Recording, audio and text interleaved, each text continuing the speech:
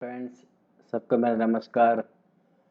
Day to day questions part 5 में आप सभी का स्वागत है। हमने पहले भी बात बताई थी कि जो 5 क्वेश्चंस आएंगे वो सब ऐसे आएंगे कि कहीं ना कहीं आपके दिमाग में, आपके टच में अ, आएंगे भी, और शायद आ भी हो आया भी होगा। ठीक है। तो ये 5 प्रश्न के जो आज की जो सीरीज है, हम स्टार्ट करते हैं। Day to day 5 questions. Okay. देखते हैं, पहले क्वेश्चन की ओर चलते हैं। भारत का श्रेष्ठ गांव गांव कौन सा है? ठीक है। देखो, ये पांचों पांच जो प्रश्न है, क्वेश्चन से अ, मैंने अपने खुद के तरीके से लिया है। ठीक है। जो मैं प्रिपरेशन करता था तभी का, मैंने मेरे पास जो मटेरियल्स पड़ा हुआ है उसमें से निकाल के मैंने लिखा है। ठीक है। और कई सारे एग्जाम भी आ चुके हैं। तो याद रखना कि ये सिर्फ देखने के लिए ही नहीं मैं बना रहा हूँ। ठीक है। ऐसा भी नहीं है कि मैं आप मुझे लाइक कर दो, सब्सक्राइब कर दो। वो तो एक पार्ट्स की ओर है। लेकिन ये नहीं कि आप मुझे बहुत सारे लाइक कर दो तो मुझे पसंद आ जाएगा, ऐसा नहीं है। मेरी बात ये है कि जो मेरे पास जो पड़ा हुआ है मैं आपको बांटूं। ठीक है। और आप, हो सके तो आप जो एग्ज़ाम देने वाले हो उसको आप क्रैक कर सको। ठीक है, आसानी से अच्छी रैंक से क्रैक करो। ठीक है। मेरा ये आइडिया है, मेरा ये गोल है। ठीक है। मेरे पास अभी जॉब है, उसकी चिंता आप मत करना। लेकिन आपकी चिंता मैं करूँगा। ठीक है। ये जो मैंने स्टार्ट किया है डे टू डे क्वेश्चंस, ठीक है, आपको मिलता रहेगा। लेकिन आपकी ओर से मुझे सपोर्ट चाहिए कि आप उसका जो ये क्वेश्चन आते हैं डे डे टू डे का, आप उसको लिखो, पढ़ो, अच्छी तरीके से समझो। ठीक है।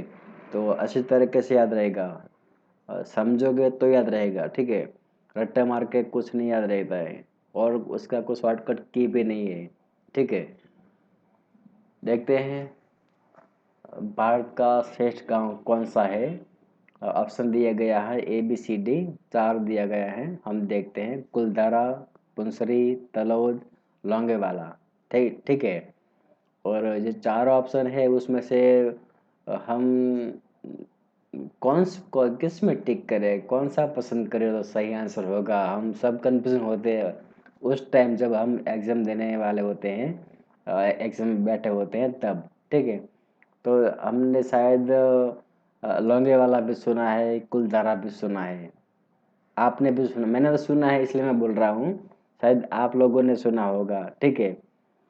जो कच्चे धागे फिल्म है अजय देवगन की, उसमें कुलधारा का गांव आता है। ठीक है। सब सब लोगों ने देखे हो, एक फिल्म देखी होगी। तो कुलधारा गांव ऐसा गांव है जो राजस्थान के बॉर्डर पर का गांव है। तो कुलधारा गांव पूरा का पूरा गांव खाली पड़ा है। ऐसे ही जब शाम ढलती है तो जो कोई वो गांव में गया हो, काम काम के लिए गया होता है, तो वो भी वापस आ जाते हैं। शाम ढलने से पहले गांव में कोई नहीं रहता है, गांव पूरा का पूरा बंजर पड़ा होता है। दिन में भी कई बार कोई लोग जाते नहीं है। ठीक है। अभी भी आज की डेट में भी वो गांव खाली पड़ा है। और उस गांव में ये शूटिंग हुई थी कच्चे धागे फिल्म की। ठीक है। तो हो सकता है कि आपके दिमाग में एक कुलधारा, एक गांव तो मैंने सुना है, तो ये तो नहीं होगा ना शायद ऐसा। तो ऐसा तो हो नहीं सकता है क्योंकि गांव तो बंजर पड़ा है। ठीक है।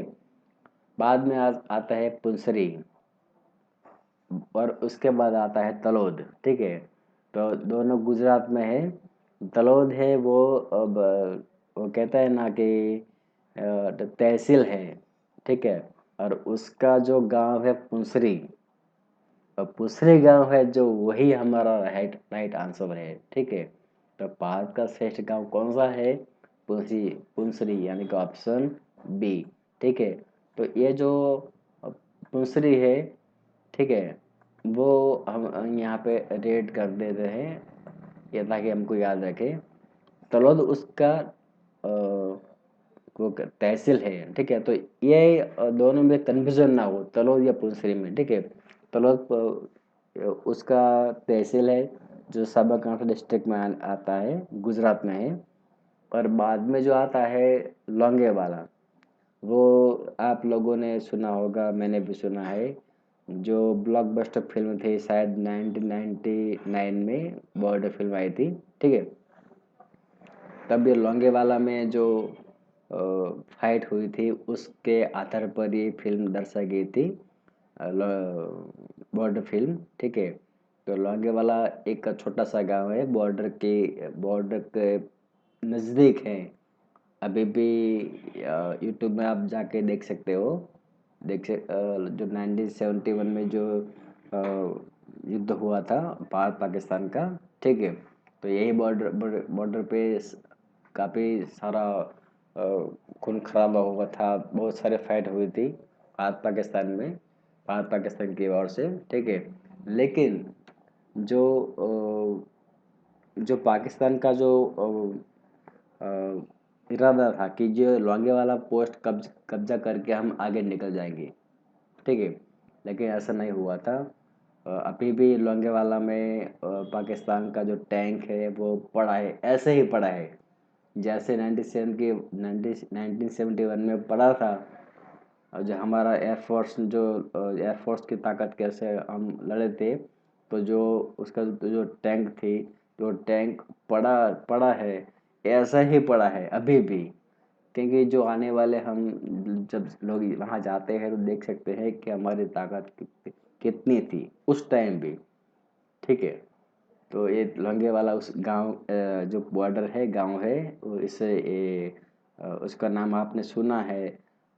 इसलिए मैं कहता हूँ कि कभी कभी ऐसे भी क्वेश्चन में आंसर आपको मिल सकता है कि आपने सुना होगा, शायद नहीं भी हो सकता है, ऐसा भी हो सकता है, ठीक है। तो कंफ्यूजन ना हो। पहले भारत का श्रेष्ठ गांव कौन सा है, तो उसमें आता है फुलसरी, ठीक है। और वो गुजरात में है। आगे देखते हैं सीबीआई का पहला और पहले डायरेक्टर कौन थे, ठीक है। देखते हैं उसमें ऑप्शन कौन सा दिया गया है हमको। सीबीआई के पहले डायरेक्टर कौन थे? डीपी कोहली, पीडी कोहली, देखो है ना कन्फ्यूजन वाली बात। डीपी कोहली, पीडी कोहली, एक भी चूज आप कर डाउटफुल होते हो और डाउटफुल में ही आप क्लिक करते हो, सही होता है तो सही होता है, रंग होता है तो कट जाता है मार्क्स, ठीक है। इसलिए मेरी बात ध्यान से सुनना, आराम से सुनना। बहुत कोई जल्दबाजी नहीं है वीडियो में, कोई जल्दबाजी नहीं करनी मुझे, ठीक से आराम से पढ़ाना है और आपको आराम से पढ़ना है, ठीक है। अगर आपको पसंद आता हो तो, ठीक है। देखते हैं सीबीआई के पहले डायरेक्टर कौन थे। डीपी कोहली, पीडी कोहली, नटवर सिंह और आयुष्मान सिंह, ठीक है। तो उसका जवाब है डीपी कोहली। जो बाकी जो तीन ऑप्शन है उसमें कोई नहीं है, ठीक है। इस ये जो पहले वाला है वो ही सही आंसर है। बाकी सब ऑप्शन जो दिया गया है वो आपको कन्फ्यूजन के लिए है। आप कन्फ्यूजन हो, गलत क्लिक कर दो, इसके हिसाब से दिया गया है। बाकी राइट आंसर डीपी कोहली है, ठीक है। इंटरपोल की स्थापना कब हुई थी? इंटरपोल जो है बहुत बहुत मायने रखता है। इंटरनेशनल लेवल पे जो इंटरपोल है वो बहुत मायने रखता है कि यानी इन्हें, उसका पूरा नाम क्या है। तो इंटरनेशनल क्रिमिनल पुलिस ऑर्गेनाइजेशन, ठीक है। तो इसमें क्या होता है कि जबकि मानो कि भारत का कोई गुनहगार है, आउट कंट्री में चला जाता है और वहाँ पे भी किसी को भी पता नहीं है कि ये जो बंदा है, ये जो गुनहगार है, ठीक है, जो क्राइम करने वाला है वो यहाँ पे रहता है, नाम छुपा कर रहता है, कहाँ पे रहता है, कोई कुछ पता नहीं चलता है। तो जो ये जो केसेस होते हैं सभी लोगों के, सभी सभी कंट्री के, सॉरी सभी कंट्रीज के, जो ऐसे केसेस होते हैं जो रेयर केसेस, जो कंट्री के बाहर लोग जाते हैं, ठीक है, क्राइम करके, उसको वापस लाना होता है या फिर उसको पकड़ना होता है, उससे सच उगलवाना होता है। तो जो भी कंट्रीज़ है वो इंटरपोल की सहायता लेते हैं, ठीक है। हमने भी कई बार सुना होगा कि इंटरपोल की मदद मदद लेनी चाहिए। फिल्म में भी ये आता है, ठीक है। तो इंटरपोल ऐसी इंस्टीट्यूट है जो सभी कंट्रीज को हेल्प करते हैं, उसका जो क्राइम करने वाला जो होता है उसको, क्रिमिनल को पकड़ने के लिए, ठीक है। उसकी स्थापना कब हुई थी, देखते हैं। तो उसकी स्थापना हुई थी, पहला ही ऑप्शन है 1923। ये ऑप्शन उसका सही आंसर है, ठीक है। तो उसकी जो स्थापना हुई थी 1923 में, और उसकी स्थापना फ्रांस में हुई थी, ठीक है। तो याद रखिएगा, यहाँ हमें ऑप्शन में फ्रांस दिया नहीं है, लेकिन उसकी जो स्थापना है 1923 में फ्रांस में हुई थी, ठीक है।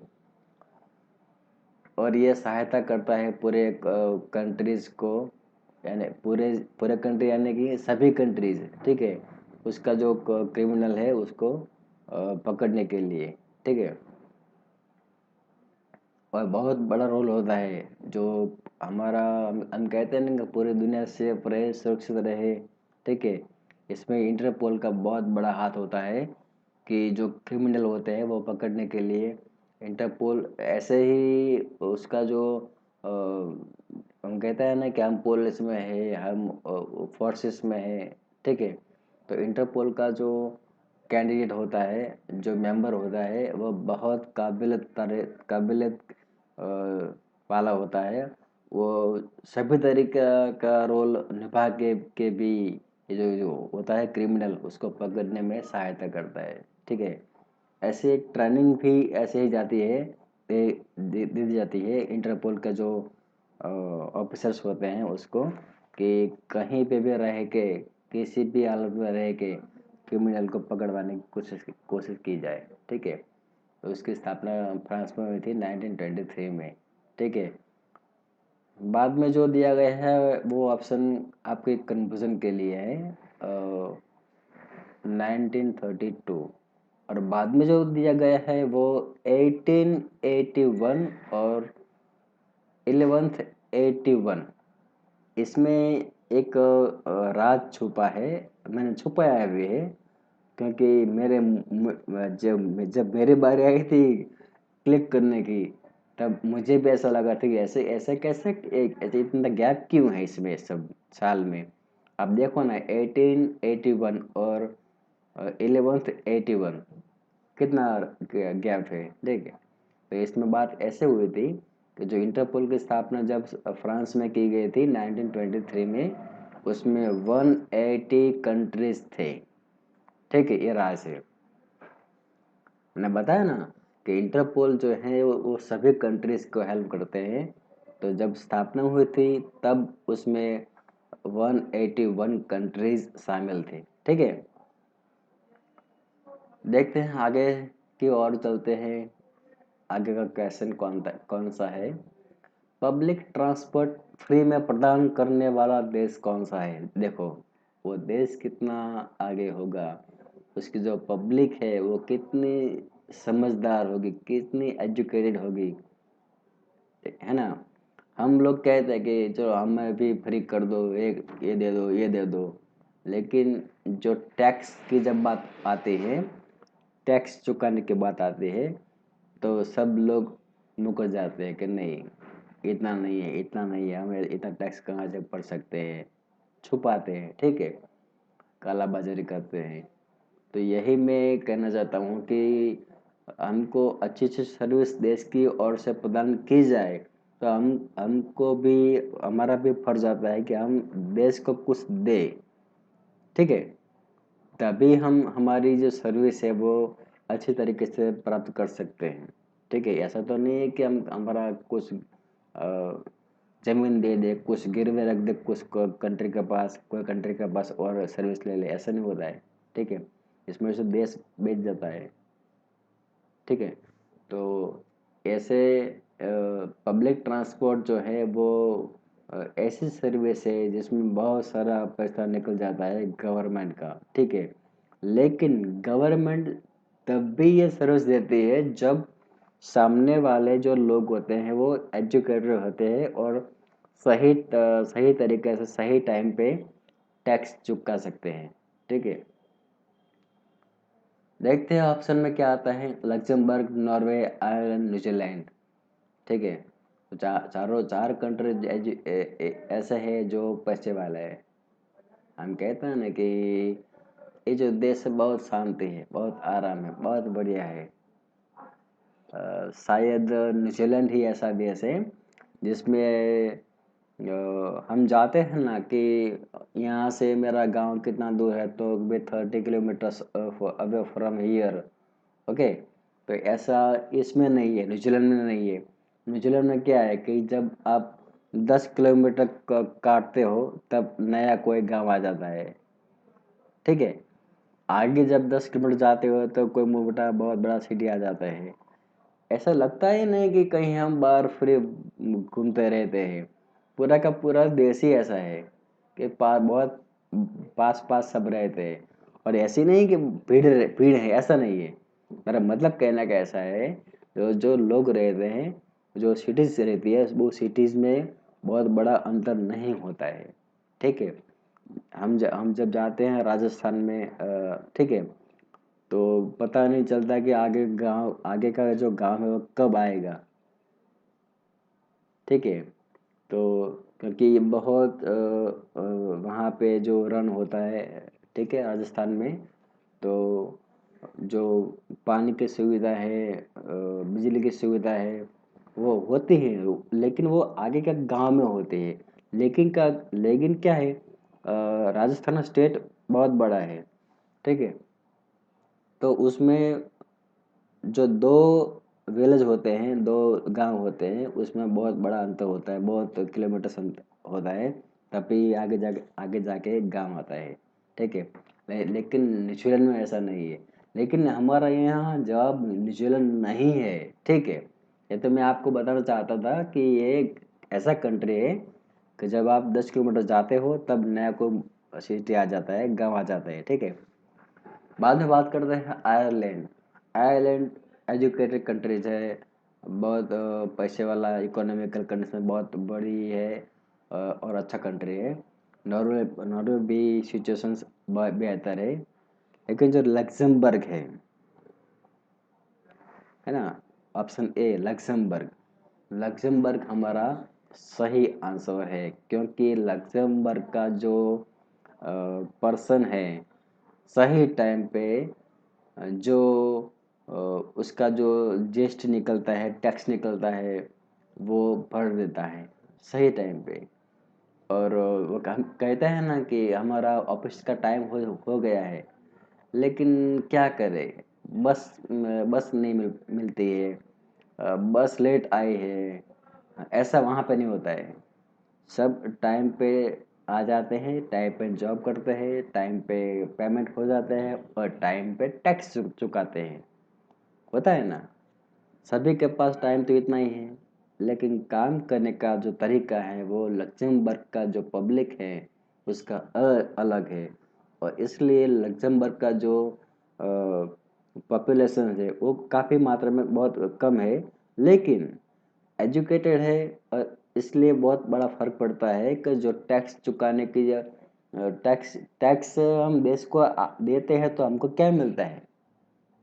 तो उसका जो जो गवर्नमेंट है उसने ये सर्विस फ्री में दे दी कि आप कोई भी बस में जाओ, कोई चार्ज नहीं है, कोई फीस नहीं है, कोई टिकट नहीं है, ठीक है। कितना बड़ा काम है, अब हम सोच भी नहीं सकते कि ऐसा ऐसा काम होता है, ठीक है। लेकिन होता है, लग्जमबर्ग में ऐसा है अभी, ठीक है। कुछ भी ऐसा नहीं है कि नहीं होता है, सभी हो सकता है और होता भी है। देखते हैं आगे क्या होता है। 4 अंतरराष्ट्रीय एयरपोर्ट किस राज्य में है? नागालैंड, तमिलनाडु, केरल और कर्नाटक, ठीक है। ये चारों जो स्टेट है वो इसमें से अ, तीन तीन स्टेट हमारा साउथ का है, और वन जो स्टेट है नागालैंड वो ईस्ट यानी कि पूर्व दिशा में आने वाला स्टेट है, ठीक है। तो इसमें से हमको कैसा कि कौन सा टिक करे, कौन सा ऑप्शन आ सकता है, ठीक है। लेकिन याद याद ये रखिएगा कि अ, जो देश होता है, जब हमारे पास जो क्वेश्चंस होते हैं, ठीक है, तो उसमें ऑप्शन ये आता है कि पहले तो हमको जो क्वेश्चंस है उसको समझना चाहिए कि 4 अंतरराष्ट्रीय एयरपोर्ट इतने भी क्या है कि स्टेट में कि इतना 4 अंतरराष्ट्रीय, नेशनल नहीं, नेशनल की बात नहीं है यहाँ पे, इंटरनेशनल की बात हो रही है। ऐसा स्टेट कौन सा है कि इस स्टेट में ऐसी ऐसी कौन सी चीज़ है जो वहाँ पे 4 अंतरराष्ट्रीय एयरपोर्ट रखना पड़ता है, ठीक है। तो वहाँ पे हम देख पा रहे हैं नागालैंड, तो इसमें इतना एजुकेशन नहीं है, लोग पढ़े रहते हैं, पढ़ते भी हैं, ठीक है। लेकिन क्या है कि ऐसा तो नहीं कि नागालैंड के जो पब्लिक जो पीपल्स होते हैं वहाँ पे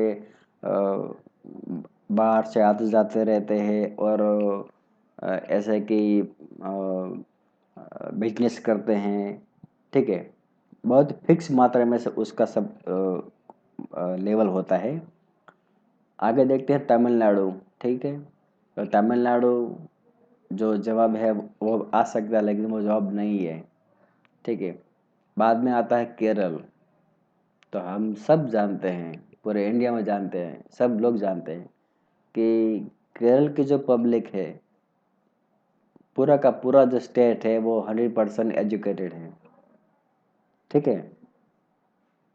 हमने जब इलेक्शन हो रहा था, अभी अभी की बात है, बंगाल में जो हुई थी चुनाव, ठीक है, तब एक स्टेटमेंट आया था कि जो केरल की जो पब्लिक है वो पार्टी का जो सिंबल है उसको सिंबल देख के वोटिंग नहीं करती है, ठीक है। कोई भी पार्टी जब अपना इलेक्शन लड़ना चाहते हैं तब उसका जो एजेंडा होता है वो एजेंडा पब्लिक के सामने रखते हैं, बाद में इलेक्शन चुना जाता है, ठीक है। तो एक केरल जो है उसमें 100% एजुकेशन है, ठीक है।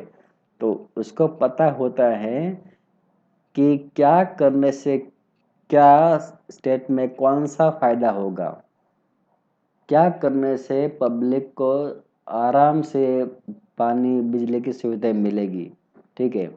तो ये स्टेटमेंट आया था पेपर में, शायद आप लोगों ने पढ़ा होगा, ठीक है। तो इसमें हमारा जो राइट आंसर है वो वही है, केरल, ठीक है। तो केरल पे हम क्लिक करते हैं। अ, और मैंने जो बात बताई थी आपको कि 4 अंतरराष्ट्रीय एयरपोर्ट रखने की वजह क्या है, तो यही है कि वहाँ के जो पीपल्स होते हैं, लोग होते हैं, वो वहाँ पे 100% एजुकेशन है, ठीक है। तो सभी लोग कहीं ना कौन सी कंट्री में कहीं पे भी जाते हैं, आते जाते रहते हैं, पढ़ते रहते हैं, बिजनेस करते रहते हैं, ठीक है। तो यही केरल जो राइट आंसर हमारा है वो वही स्टेट है जहाँ पे 4 अंतर्राष्ट्रीय एयरपोर्ट है। इसमें एक कन्नूर है, तिरुवनंतपुरम है, और कोच्चिन है और कोझिकोड है। कोझिकोड देखना सही, 4 में से 3 तो क ऊपर से है, ठीक है। कन्नूर, कोच्चि, कोझिकोड और बाद में आता है तिरुवनंतपुरम, ठीक है। चारों चार एयरपोर्ट जो है वो इंटरनेशनल एयरपोर्ट है, ठीक है। तो ये आज का हमारा एपिसोड था, 5 क्वेश्चंस डे टू डे, ठीक है। अच्छा लगे तो एक लाइक कर देना, सब्सक्राइब कर देना, शेयर कर देना, ठीक है। सर ऐसे ही आप लोगों को मैं डेली 5 क्वेश्चन का डोज देने वाला हूँ, ठीक है। आप तैयार रहेगा और हो सके तो एक ये जो वीडियोस हैं आप सेव कर लेना, डाउनलोड कर लेना। शायद बहुत सारे एमबी नहीं रोकेगी, छोटी सी फाइल है। लेकिन अगर आप लोग ऐसा भी कर सकते हो कि जो ये क्वेश्चन है, इंटरपोल की स्थापना कब हुई थी, तो 1923 में। ठीक है, एक ही लाइन में आप लिख सकते हो, इतना ABCD लिखने की ज़रूरत नहीं है। ठीक है, मैंने इसीलिए लिखा है कि मैं आपको समझ सकूँ कि इसमें क्या होता है। ठीक है, ऐसे ही मिलते रहते हैं। ठीक है, सब मिलते हैं बाद में। धन्यवाद आप सभी लोगों का।